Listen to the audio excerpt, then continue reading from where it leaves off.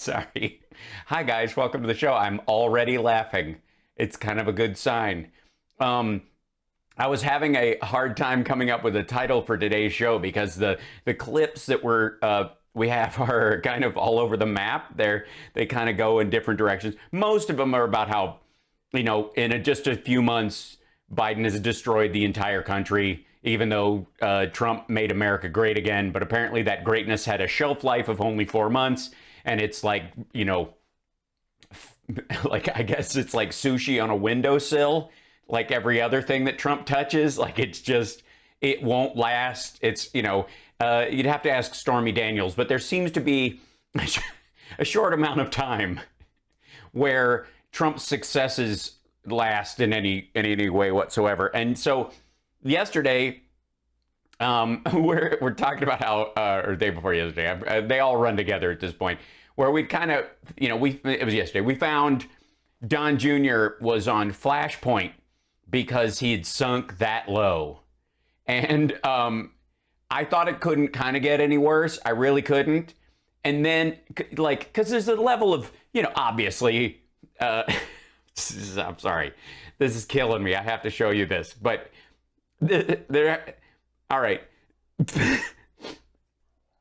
It'd be one thing if somebody did this, to a video of you. Okay, there's Trump, the Trump sycophants that put his head on Rocky's body and that kind of stuff. And it's lunacy, and Trump likes it and thinks it's, I guess he thinks it's flattering, even though it's kind of an embarrassing dichotomy. It's so out of whack with reality that it should be embarrassing, but it's not for him. He's like, yeah, I do kind of look like that if I suck it in.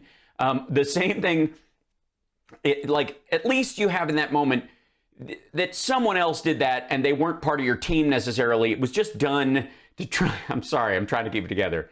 It was done by somebody in a way to be flattering to you, but you didn't participate you didn't sign off on it, right?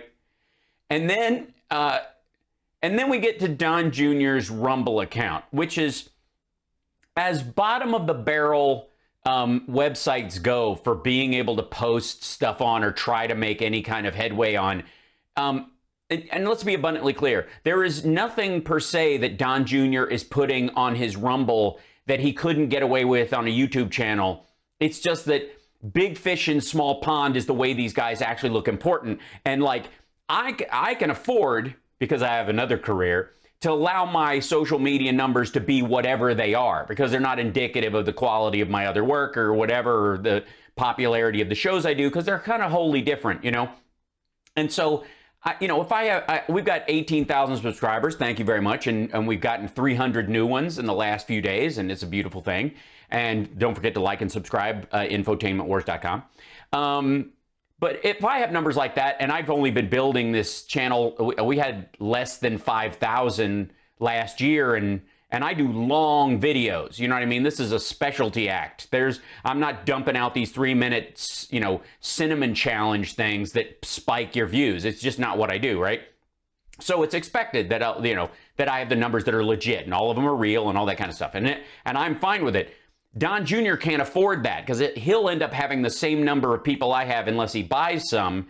And that's incredibly embarrassing to them because they think King of the World Ma. So he's on Rumble trying to impress everyone.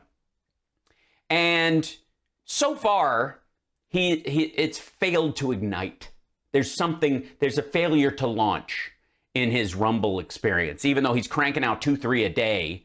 And so they thought maybe the problem isn't the content.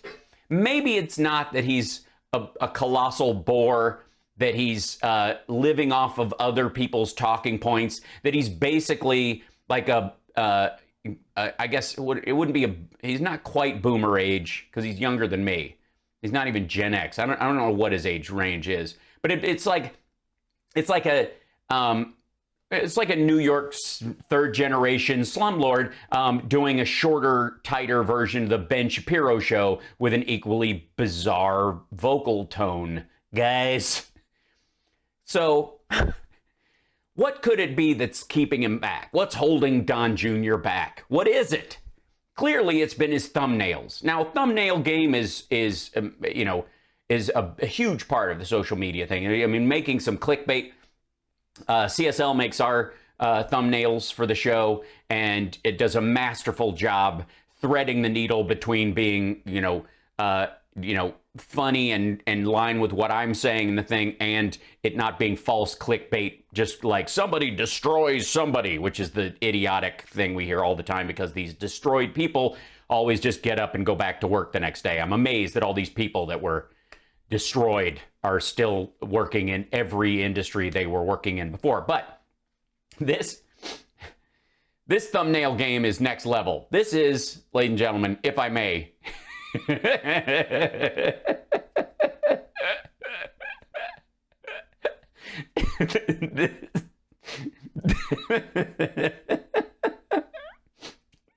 this is, holy shit, honest to God.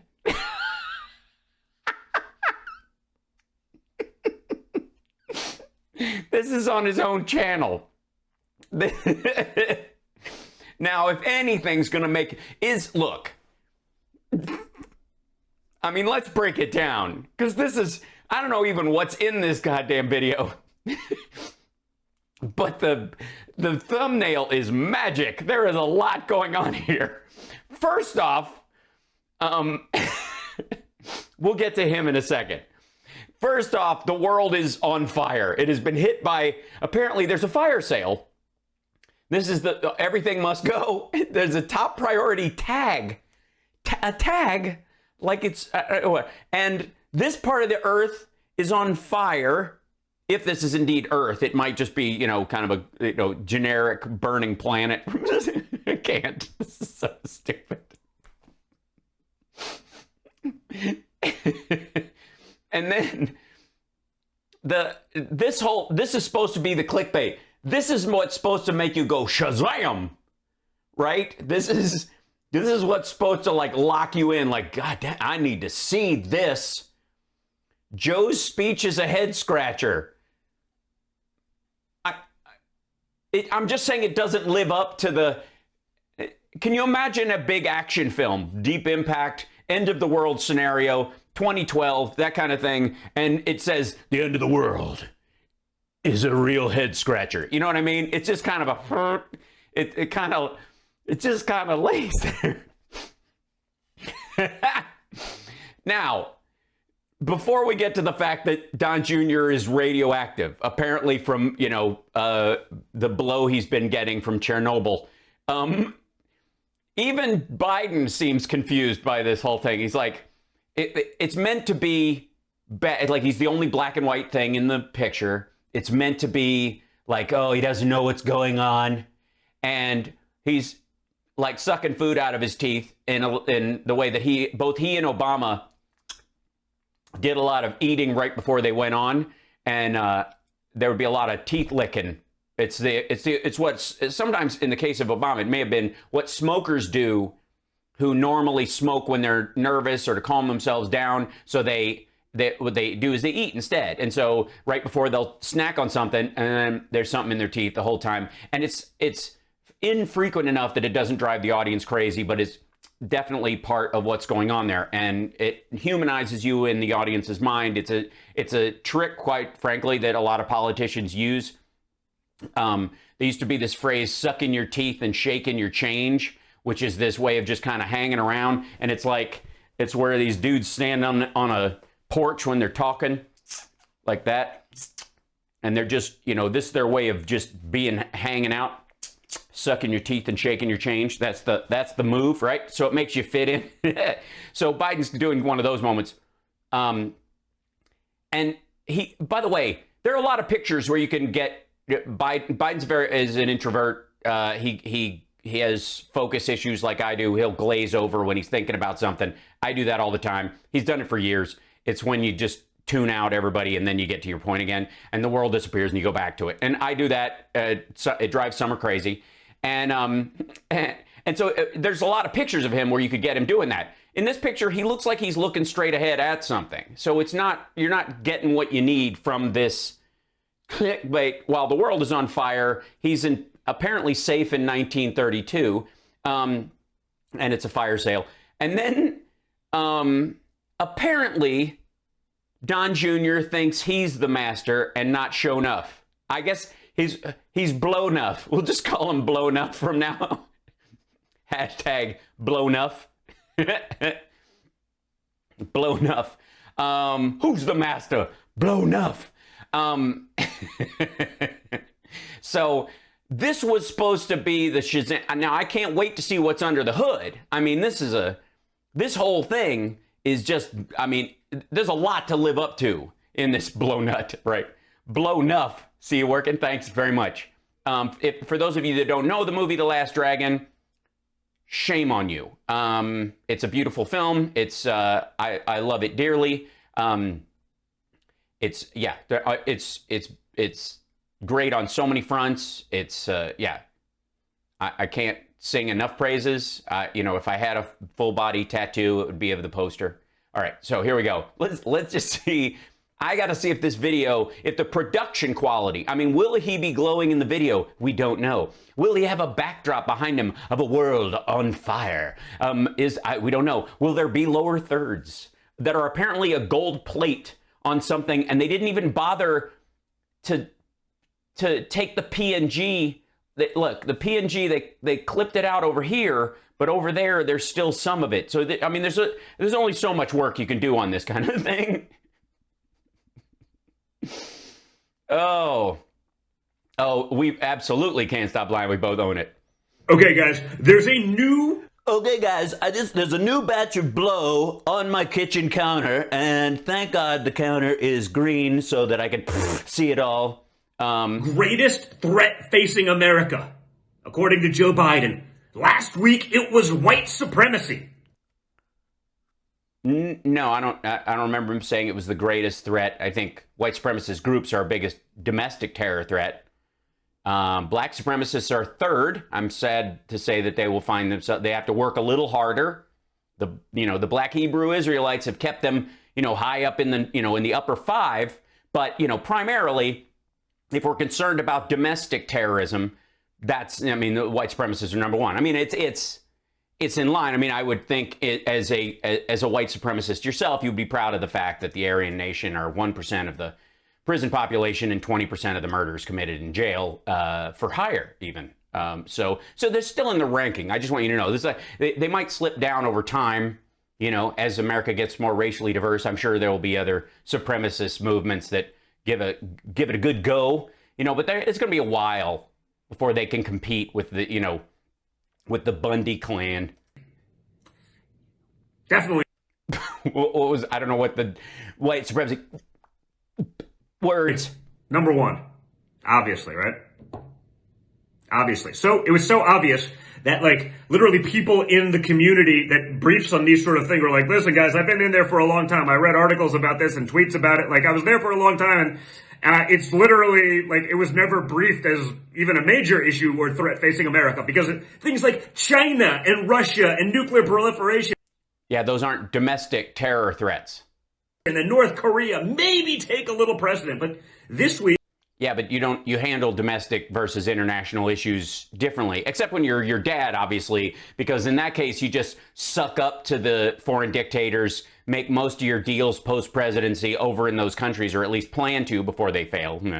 But, in the United States, you kind of deal with the actual threat that's in front of us. So this week, it's something different. Or it might be that you, in cribbing your notes from wherever you are, I guess, and your dad's golf course right now, that there's a new hit point that everybody's doing. Let's see. Watch this clip and see what the new greatest threat is facing America. Commit to an ambitious climate action if we're going to prevent the worst impacts of climate change, limiting global warming to no more than 1.5 degrees Celsius. Lead the global transition to clean energy technology.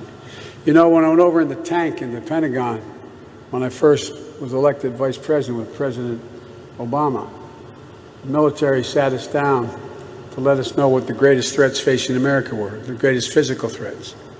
Greatest physical threats. This is not a joke. You know what the Joint Chiefs told us the greatest threat facing America was? global warming because there'll be significant population movements, fights over land, millions of people leaving places. Yeah, yes, exactly.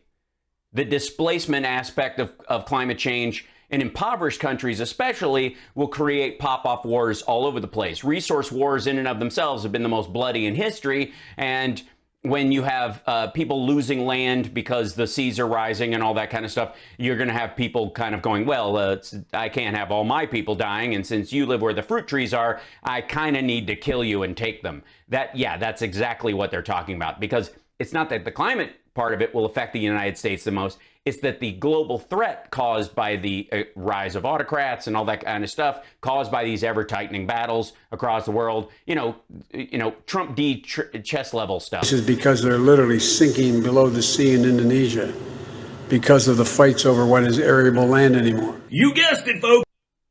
Yeah, I don't know why this is supposed to be exciting. He's very excited. It's good blow. When you got the blow, you need to blow it. You need to blow the blow to grow. If you love to live, you live to love. You got to blow to the upper level. Global warming. Again. Yeah, no, the military conflicts caused by global warming. Because as we try to deal with it, I mean, I feel like, you're a simpleton. Of course, you're going to deal with it. I mean, look, it's your video, and there's a picture of Biden looking out the window from when he was vice president in the White House. And the idea is, I guess this makes him look dumb because he's looking out a window and you have one behind you. And not China, not them building up a nuclear arsenal, not COVID, not anything. Well, the Chinese, one of the reasons they're building up a nuclear arsenal is not because of us. It's because of the wars over water they're having with India. The battles, the growing conflict there, and the idea that they may seize northern territory into Russia eventually because they're going to need that arable land because that big chunk of their country is desert, is kind of useless. And they're doing everything they can to kind of push as much on that as they can. But that's an issue. And so war will come because you have these kind of, does he not understand how famines cause conflicts? Yes, he's that dumb. Global warming. Now, maybe that's because Joe wants to distract from actual racism and actual seemingly white supremacy in his own family. Oh, this is the Hunter Biden using the word starting with an N and ending with an A in his text messages with his lawyer. We saw this stuff coming out of Hunter where he's dropping the bad word that you're not allowed to, I don't even want to allude to with the letter in it, but we all know what I'm talking about. Well, that's actually how you should talk about it. You don't reiterate the word. You say the word. You usually call it the N-word, and that's how it's discussed in polite company for many reasons. The biggest reason is that eventually one would hope that it, as a pejorative especially, it is removed from the vernacular and that children don't grow up around the word being said. It's kind of like when people say the big C instead of cancer so they don't scare the children about why mom's been at the doctor lately and those kind of things. The adult stuff, but I don't expect you to understand that. Okay, if I did it even remotely, I'd be canceled in 2 seconds. So maybe Joe.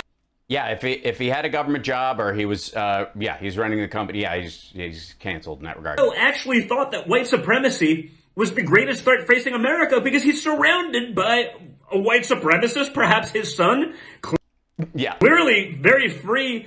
So by the way, he's having a very hard time calling Hunter Biden a white supremacist because that would ingratiate Hunter Biden to all of his dad's followers. There's a thin line between calling Hunter Biden out for this and him and Trump's followers going, I like the cut of his jib. If he just do a hard R, we might be friends. To use disgusting racial tropes, maybe tropes. Joe is just so familiar with that kind of tropes? You mean just it's a word, it's not a trope, but I get it. Language that he actually thinks it's a big problem, that he runs with it. Maybe it's Joe's own past words and his own past legislation that made him think that white supremacy was the biggest threat facing America. So I thought we were on climate change, but obviously, clearly he served not only does he have a black person working under him, he worked for one over him, which is the one thing your dad has never been able to do. None of you have been able to do. He won't put anybody in the business that is above you because you guys don't work for you. Your version of equality is I will have diverse employees as long as it's down range from me, as long as it's down the ladder from me, then it's cool. But if it gets above me, yeah. Now, wasn't that email on the laptop that was in Giuliani's possession for months? I think it was supposedly text messages from the exact same thing, but I still don't buy it. Again, this is the if it's real kind of global nonsense. warming, because maybe Joe wants to distract from his own racist son's comments. Yeah, that's why he's talking to all our military about necessary changes in our military, is because he's worried about you making a video on Rumble about text messages that Hunter Biden apparently sent to his attorney when he was a crack addict. Saying disgusting things. Now, it's not such a big deal anymore.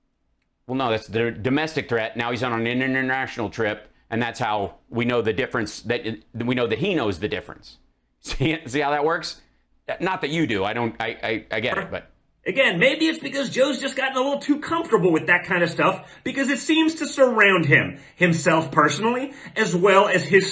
Yeah, it totally surrounds him, especially when he's having lunch with the vice president. Son. Now again, I understand that Joe gets the advantage of liberal privilege. I understand that. Okay, yes, he gets absolute liberal privilege. I agree. What's liberal privilege again? Also understand that Joe even himself this week said he sometimes forgets he's president. Because Joe sometimes forgets a lot of things. Oh, I see, because he was making a cute statement about the fact that he wanted everybody to sit down, but they have to remain standing because he's commander-in-chief, and yeah.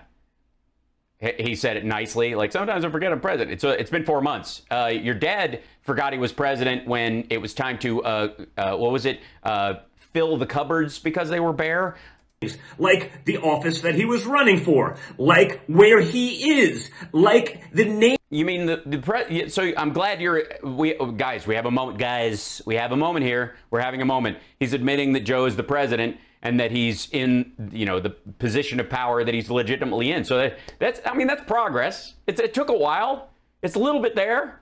But Don Jr. finally admitting that Joe Biden, who apparently can't remember anything, but remembers that racism is a problem, but only because he wants to distract from something else, and that he doesn't know he's president while he's completely lost, doesn't know half the time what he's doing, kicked his dad's ass in a legitimate election. I think that at least... Names of people in his cabinet, like the Secretary of Defense in those disasters.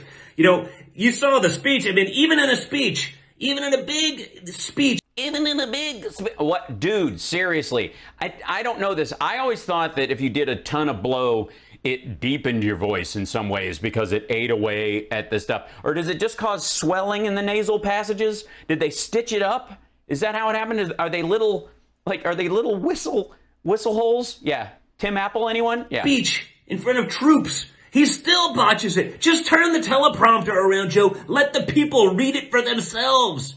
Let them read it for themselves. For themselves. Seriously, what the fuck is happening here? What is that? What is it? What is his voice? It's like it's like Don Jr. is a frozen moment from an Andrew Dice Clay joke from 1986.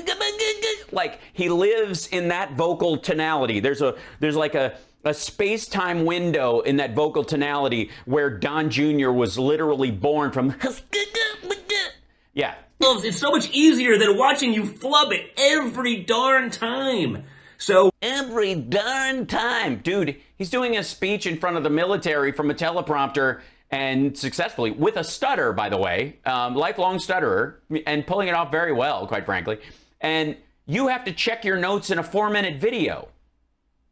So if we did that, maybe we'd understand what the hell you're talking about. And if your son wasn't so racist, maybe you wouldn't have to flip-flop on what the greatest threat to America is. And I got news. He didn't flip-flop. The greatest domestic threat is white supremacist domestic terrorism. As far as domestic terrorism goes, that's the biggest threat. Worldwide, climate change, because it'll have destabilizing effects in many of the areas where we've gotten bogged down before, and in other areas where we mean to help people, like in Africa and the like it'll cause another Rwanda. That's the big fear.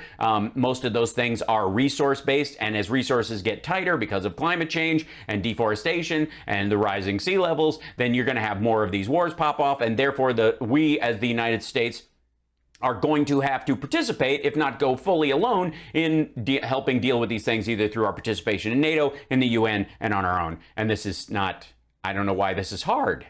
Any recent Kimberly Guilfoyle sightings? That's a good point, Bean Toes.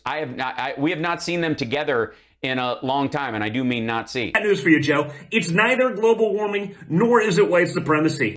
Well, okay, look. I'm wearing both of my AirPods right now because that's how I listen to the video, so there's not feedback in it for the microphone that I'm wearing. I don't know why he has one in, like a dude with a Bluetooth circa 2002. Those guys who constantly walked around with the Bluetooth in them. See, okay? Look towards China. Look towards China. Look towards Russia.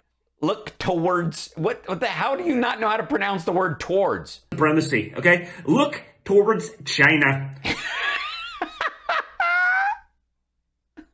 Look towards China. Look towards Russia. The second one wasn't any better. He brought it back a little bit.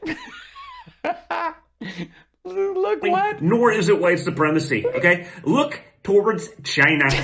Look towards China. Look towards Russia. Look towards. He said towards with his back molars. Towards. I'm going to choke to death just trying to do that. Look towards North Korea. Look towards. No, they're not getting better. What the hell is happening? Look towards Iran. Dude, stop saying towards. You're going to blow a gasket. There's about 1 billion places that are significant. About 1 billion places. Well, I'm glad you know the globe. Are there 1 billion countries? Billions and billions of countries we have to worry about before we worry about climate change.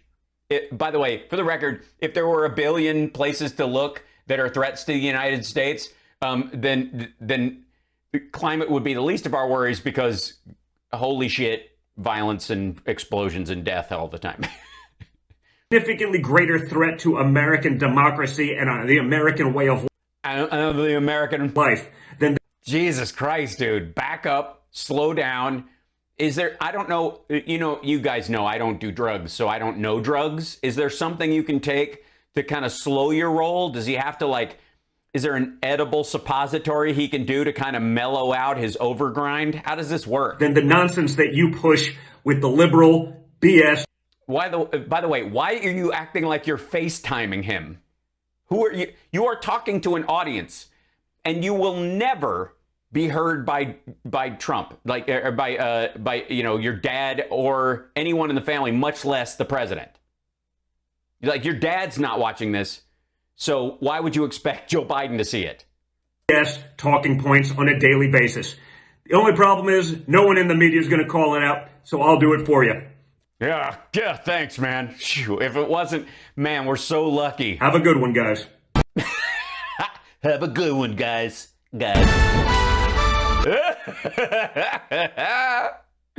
That's it. Donald Trump Jr. Dun-dun-dun-dun-dun. You know what, guys? One of the things that's happening with my videos is they don't have enough flair.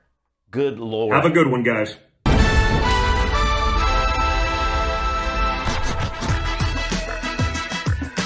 I'm Donald Trump Jr. and I'm here to say that I want you to follow me on Insta today because I know what's going on. Yeah, I got gold fleck coming off my name. I got a... Okay, guys. This is the one thing I will say about the Rumble stuff is that they do allow the thumbnails to sit on top. So, oh, that was a good one.